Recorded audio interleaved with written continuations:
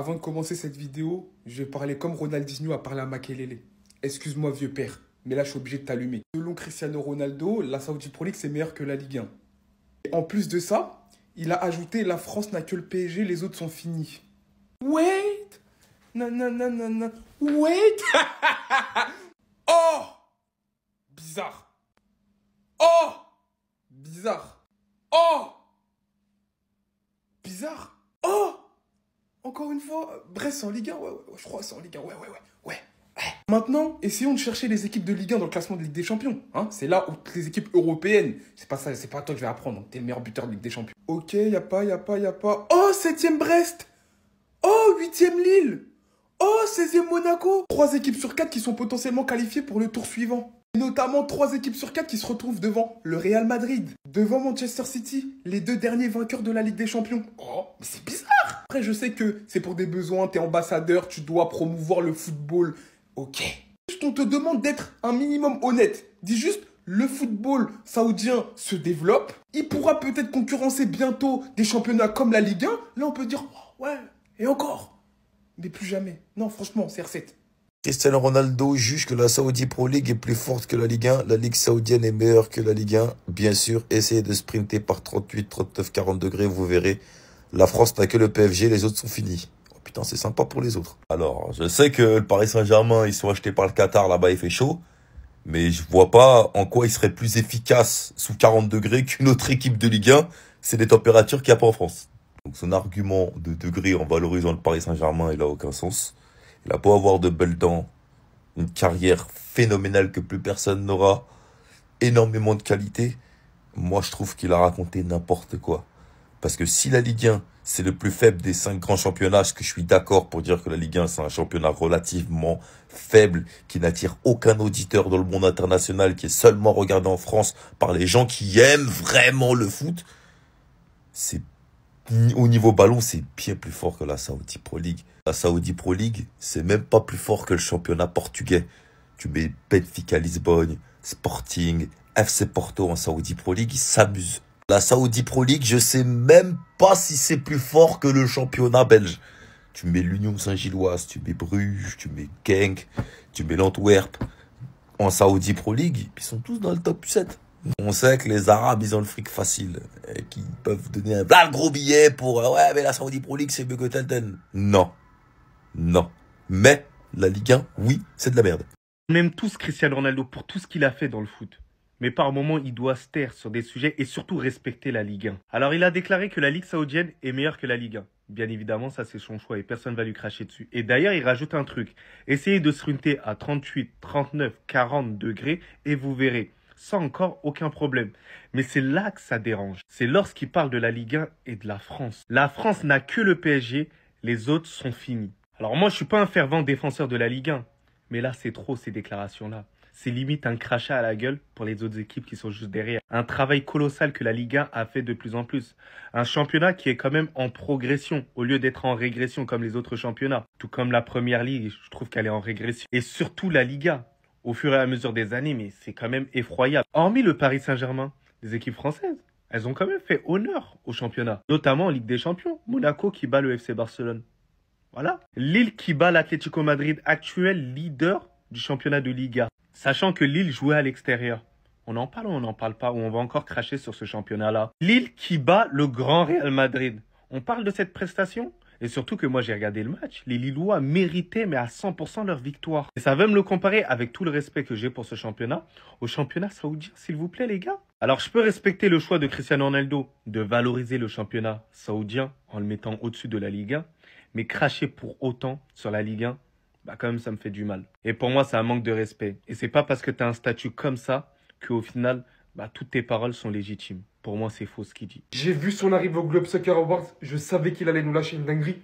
Derrière, il prend le trophée, il repart. Dites-vous qu'on est en train d'assister à des featuring de fou. Courtois, Ronaldo. Sur place, il y a directement Vinicius avec Neymar. Bellingham a derrière fini par s'asseoir avec Ronaldo. Regardez juste. Ça se voit, il est refait. Mais je sais que vous êtes là pour une raison, alors je vais pas perdre de temps. Je sais où se situe le problème à Manchester United.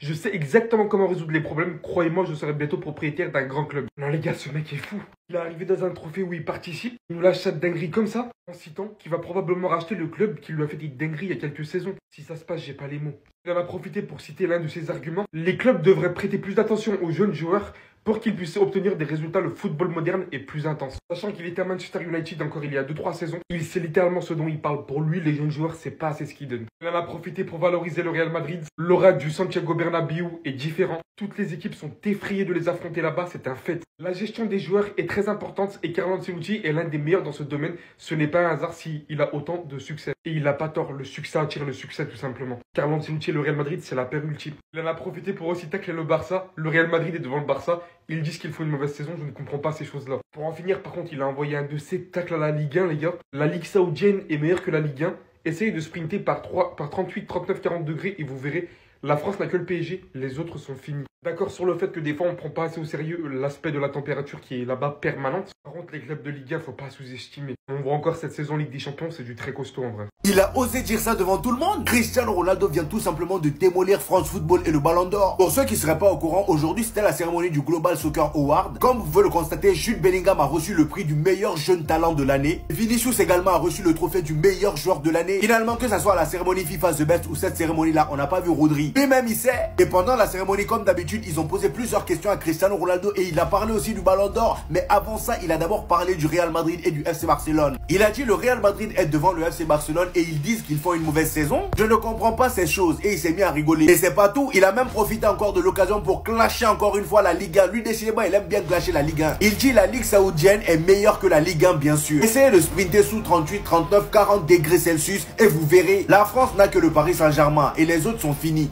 De Marseille tu parles.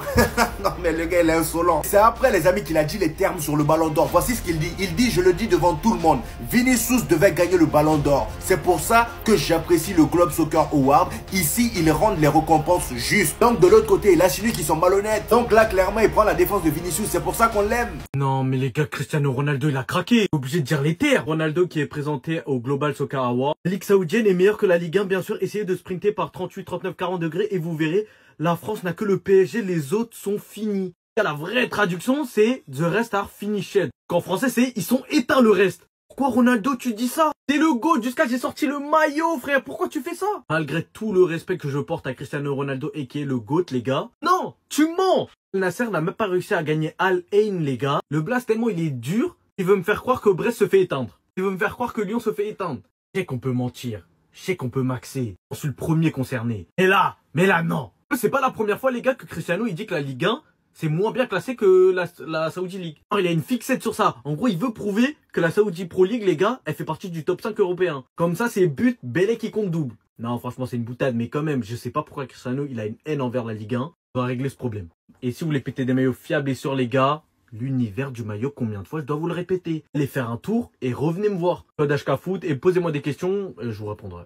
Dans le cadre de la 15e cérémonie du Globe Soccer Award, qui récompense le joueur le plus populaire du monde, parce qu'il ne regarde pas que les performances sur le terrain, Cristiano Ronaldo tacle encore une fois la Ligue 1. Le championnat saoudien est meilleur que la Ligue 1. Bien sûr, essayez de sprinter sous 38, 39, 40 degrés. Et vous verrez qu'en France, il n'y a que le PSG. Les autres sont finis. Moi, j'aimerais avoir votre avis sur ces propos, sachant que la cérémonie, là, elle se déroule à l'heure où je vous parle tout de suite.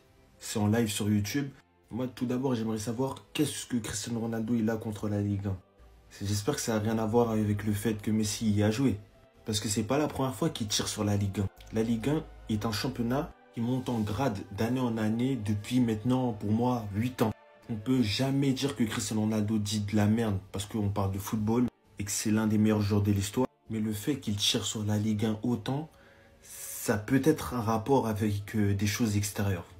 Et moi, en vrai de vrai, j'aimerais avoir votre avis là-dessus parce que je suis vraiment pas d'accord. Et je pense que légende ou pas légende, il max sur ce coup-là. Voilà. Sur ce, on s'attrape. Les gars, en fait, j'ai qu'une seule question. Est-ce que Cristiano Ronaldo, s'il parle pas de la Ligue 1 tous les 6 mois, il meurt? En fait, c'est une question que je me pose. Non, parce que voici la nouvelle déclaration de Cristiano Ronaldo sur la Ligue 1. La Ligue saoudienne est meilleure que la Ligue 1, bien sûr. Essayez de sprinter par 38, 39, 40 degrés et vous verrez, la France n'a que le PSG et les autres sont finis. Alors, c'est vraiment pas la première fois qu'il en parle. D'ailleurs, la dernière fois, c'était il y a un an et j'en avais parlé en vidéo que j'ai mis en story. D'ailleurs, regardez-la parce qu'elle est vraiment d'actualité. Mais c'est n'importe quoi. Et en vrai, c'est dommage parce que j'aime bien Cristiano Ronaldo, moi, de base. Mais voir ce qu'est devenu le personnage, c'est tellement triste. Comparer la Ligue saoudienne et la Ligue 1, mais ça n'a rien à voir. C'est incomparable. Et si vous pensez comme Ronaldo, les gars, sincèrement, vous connaissez rien au foot. Mais c'est même pas méchant. Par exemple, j'en ai déjà parlé dans la vidéo que j'ai mis en story là, mais quand il dit la France n'a que le PSG, les autres sont finis, le mec ne connaît rien au football. Et d'ailleurs, demandez-vous pourquoi il compare toujours la Saudi Pro League à la Ligue 1, pourquoi il la compare pas à la Liga, à la Bundesliga ou même à la Ligue belge, à la Ligue hollandaise. C'est tout simple, c'est parce que Messi il a joué en Ligue 1 les gars. Et oui on le sait, Ronaldo il a un énorme complexe d'infériorité par rapport à Messi. Et comme Messi il a joué au PSG, comme Messi il a joué en Ligue 1, bah faut comparer la Saudi Pro League à la Ligue 1. Et franchement ça dégoûte. Il dit les autres sont finis. Ah ouais, Monaco ils viennent de tabasser 2 fois le Barça. Lille ils sont dans les premiers de la Ligue des Champions. Pareil pour Brest qui pourtant est un club qui joue la relégation en France normalement. Lyon est top 3 d'Europa League d'ailleurs si on va comme ça. Et puis Lyon sur les dernières années c'est demi-finale de Ligue des Champions. Monaco c'est pareil. Marseille c'est plusieurs fois demi-finale d'Europa League et finale d'Europa League aussi. D'ailleurs je vais vous le dire sérieusement, je suis même pas sûr qu'Al Nassr batte Montpellier, mais genre vraiment. Tu vas me faire croire que Wabi Kazri et Arnaud Nordin ils ont peur de la défense d'Al Nassr, mais MDR. Bref, j'ai même pas besoin d'argumenter. Tous les 6 mois il revient dire ça, alors que sincèrement la Ligue saoudienne c'est même pas top 10. Si la Ligue saoudienne était en Europe, ce serait même pas top 10 en Europe. La Ligue portugaise, néerlandaise, turque, belge sont bien devant la Ligue saoudienne. Alors imaginez la Ligue 1. Bref, vous avez compris le message, mais juste Ronaldo archi déçu en fait. Là, il est en train d'attaquer un mec parce que là, indirectement, il attaque Messi encore une fois. Il attaque un mec qu'il calcule plus depuis des années en fait. Mon ref, change de disque. Ouais, je t'ai été un super footballeur, mais tu seras jamais meilleur. Voilà. Donc ça, c'est l'équipe masculine de l'année d'après IFFHS, l'Institut de données de data, de statistiques, etc. Juste à titre d'information, d'après ce même IFFHS, Stéphanie Frappart aurait été élue 2e meilleur arbitre du monde. Devinez c'est qui le premier? François le Tex-Mex. Ouais. L'arbitre du PSG-OM. Celui qui a pas mis de carton à Singo, qui a défiguré Donnarumma. Et bah, ces mêmes personnes, ils nous ont fait le 11 de l'année. Au goal, on retrouve Djibou Martinez. Très bien, rien à redire. À droite, on retrouve Carvajal. Très bien, rien à redire. À gauche, on retrouve Alphonso Davies. Très bien, non, à redire. Je vois pas dans quel monde Alphonso Davies fait une meilleure saison que Grimaldo, par exemple. Dans l'axe, on retrouve Rudiger. Bon, il fait une très bonne saison, il gagne. Rien à redire. Et lui, Ruben Dias, avec un S. Il a soudoyé qui pour être dans tous les 11, cet homme? Il vit encore sur sa saison d'il y a 4 ans. Faut m'expliquer. Dans quel monde Ruben Dias et pas Saliba? Dans quel monde Ruben Dias? Et j'ai envie de vous dire, même pas Tapsoba. Il y en a un tas qui passe devant Ruben Dias. Derrière, on poursuit. Rodri, logique, Ballon d'Or, Euro, Toni Kroos, saison. Même si en vrai, c'est un peu en demi-teinte. Pour moi, c'est mérité à fond. Bellingham, 100% mérité. Vinicius, mérité. Lamine Yamal, mérité. Haaland, ça se discute. Ceux qui me disaient Mbappé, je ne l'ai pas trouvé particulièrement meilleur qu'Haaland et inversement. Bon, c'est pas un vol. Mais je comprends pas comment ces instituts continuent de faire des 11, de distribuer des distinctions individuelles quand le Texier est élu meilleur arbitre du monde. C'est fini en fait. Ils décrédibilisent juste les récompenses individuelles, c'est tout. Partez d'un principe simple, si les Lyonnais, les Parisiens et les Marseillais sont d'accord sur un sujet foot, ça veut dire que c'est clairement la merde. François Le Texier est élu meilleur arbitre du monde. Stéphanie Frappart est élue 2e meilleur arbitre du monde. Qu'on nous prend pour des cons? Est-ce qu'on se fout de notre gueule? Est-ce que nous chier dessus et nous pisser dans la bouche? Est-ce que ça vous fait autant plaisir que ça? Je sais pas si on se rend compte quand même, c'est les 2 arbitres les plus contestés dans leur propre championnat. Il n'y a pas un arbitre aujourd'hui dans son championnat qui est plus contesté que François Le Texier et Stéphanie Frappart. Et on les conteste pas parce qu'on a envie de les contester, hein. On les conteste pas parce qu'on n'aime pas leur gueule et parce que c'est une femme, hein. Je vous arrête tout de suite. On les conteste tous parce que ce sont sûrement la pire représentation d'un arbitre qu'on peut avoir sur un terrain de football. Ce sont des arbitres qui ne communiquent pas. Ce sont des arbitres qui appliquent une espèce de loi qui leur est propre, parce que même les lois du foot, ils les appliquent pas sur le terrain. Ils décident en fonction du match de valider ou d'invalider des décisions et des choix qui se passent sur le terrain, mais c'est à leur bon vouloir. Et quand les acteurs, c'est-à-dire les joueurs, les entraîneurs, les directeurs sportifs, les journalistes, leur demandent mais pourquoi vous avez pris cette décision, eh ben ils veulent pas répondre. Ils veulent pas répondre, c'est eux qui ont décidé. Derrière, ils sont super bien notés par les instances des arbitres. C'est pour ça d'ailleurs qu'ils ont été élus meilleurs arbitres tous les deux. En fait, là, il y a une espèce de petite mafia là qui se met en place, c'est-à-dire des arbitres. On n'a rien le droit de leur dire, ils font ce qu'ils veulent sur le terrain, ils ont à justifier absolument rien à personne, même quand ils font n'importe quoi, comme François Le Texier en ce moment d'ailleurs. En ce moment, il enchaîne les bourdes, enchaîne les arbitrages comme du n'importe quoi, mais personne lui dit rien. La preuve, il est élu meilleur arbitre du monde. Je me demandais en live, mais comment moi je ferais pour justement noter les arbitres et leur faire comprendre que là justement ils ont été claqués. Je pense qu'il est grand temps que les arbitres arrêtent d'être notés par des arbitres ou par des anciens arbitres. Je pense qu'il est grand temps qu'il y ait un comité, il y a un truc qui se crée et que ce soit des personnes qui n'ont aucun lien avec l'arbitrage, qui notent réellement les arbitres afin que ces mecs-là comprennent réellement ce qu'on leur reproche, comprennent réellement à quel point parfois ils passent à côté de leur match et non pas qu'ils soient récompensés parce que... en fait, on sait même pas pourquoi en fait. L'interview de Lamine Yamal, attendez, bougez pas, je vous explique. D'ailleurs, on peut le voir flex avec tous ces trophées, franchement, moi je kiffe. Du début du match jusqu'à la 20e minute, je joue spontanément sans réfléchir. Ensuite, je recommence à observer les actions des défenseurs, par exemple qui se concentrent sur l'intérieur ou l'extérieur. Je pense que l'ambiance dans le vestiaire est toujours amusante et joyeuse. Nous nous sentons toujours heureux et pleins d'énergie. Je pense que sur le terrain, on donne tout pour le maillot. C'est normal, ils viennent de la Masia.